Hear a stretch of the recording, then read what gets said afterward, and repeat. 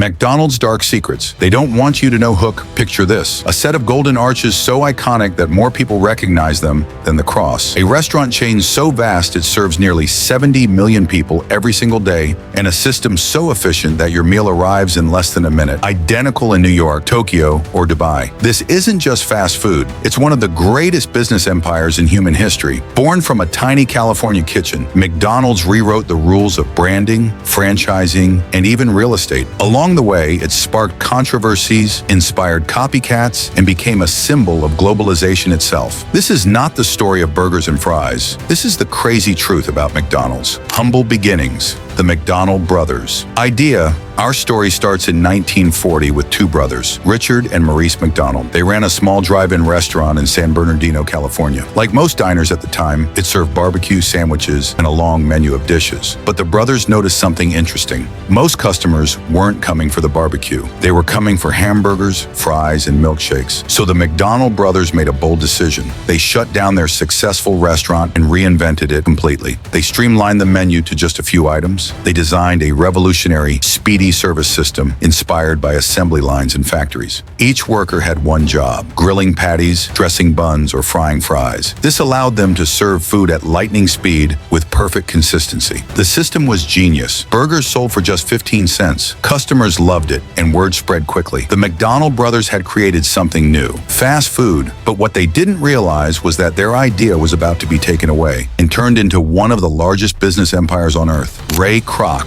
the man who stole McDonald's, enter. Ray Kroc, a 52-year-old milkshake machine salesman, tired, in debt, and chasing success. He stumbled upon the McDonald Brothers restaurant in 1954. Kroc was blown away. He saw customers lining up, food flying out of the kitchen, and an efficiency he had never seen before. To him, this wasn't just a restaurant, it was a blueprint for domination. The brothers were content with their single store, but Kroc saw global potential. He pitched them on franchising, copying their model across America. Reluctantly, they agreed. Kroc became their franchise agent. At first, the brothers resisted change. They wanted control and perfection. Kroc wanted expansion at all costs. Their clashes grew bitter. Finally, in 1961, Kroc bought them out for $2.7 million, the equivalent of around $27 million today. The deal seemed huge for the brothers, but they had no idea what they gave up. Kroc built an empire worth hundreds of billions, while the brothers faded into obscurity. To this day, their original San Bernardino restaurant no longer exists. The Golden Arches belong to Kroc. The franchising revolution. So how did Kroc transform McDonald's from a single shop into a global giant? The answer: franchising. Instead of owning every store, McDonald's sold franchise rights to entrepreneurs. They paid fees and followed strict rules, while McDonald's provided the system, brand, and menu. This allowed rapid growth without massive capital. But Kroc did something even smarter. He demanded uniformity. Every burger had to look the same. Every fry had to taste the same. No matter if you were in Chicago or Tokyo, a Big Mac was a Big Mac. Franchisees who strayed from the formula faced consequences. Kroc once said, "In business for yourself, but not by yourself." McDonald's gave people a chance to own restaurants, but only if they played by the company's rules. This consistency became McDonald's secret weapon. Customers trusted the brand, knowing exactly what they would get, and soon those golden arches began appearing across America. Real estate, the hidden empire.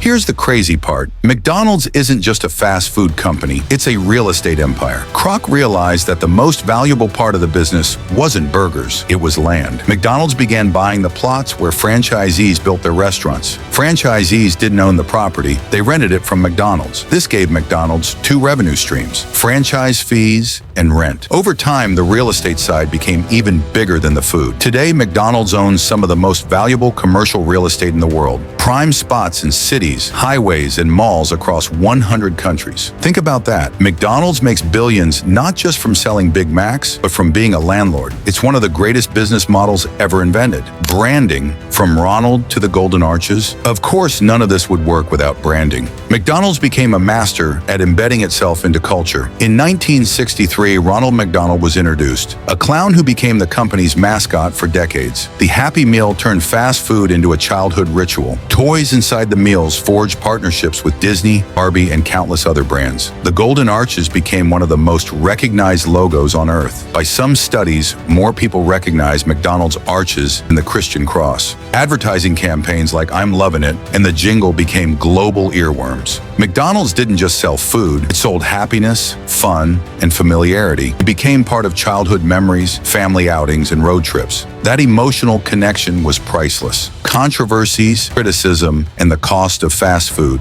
But behind the smiles, there's a darker side. McDonald's has faced decades of criticism. Nutritionists slammed its high-calorie, high-sugar menu for fueling obesity. Documentaries like Super Size Me painted the brand as a public health villain. Activists criticized its marketing to children. Workers protested low wages and poor conditions. Environmentalists attacked its packaging waste and global beef sourcing. McDonald's often became the symbol of everything wrong with modern consumer culture, corporate greed, unhealthy diets, and cultural homogenization. Yet time and again, the brand survived. Each controversy dented its image, but McDonald's adapted just enough to move forward. Healthier menu options, sustainability pledges, and wage adjustments soften the blows. Though critics argue much more needs to be done. Global expansion, McDonald's everywhere. By the 1970s and 80s, McDonald's had conquered America. The next target, the world. McDonald's expanded into Japan, Europe, Latin America, and beyond. In many countries, the first McDonald's symbolized modernization.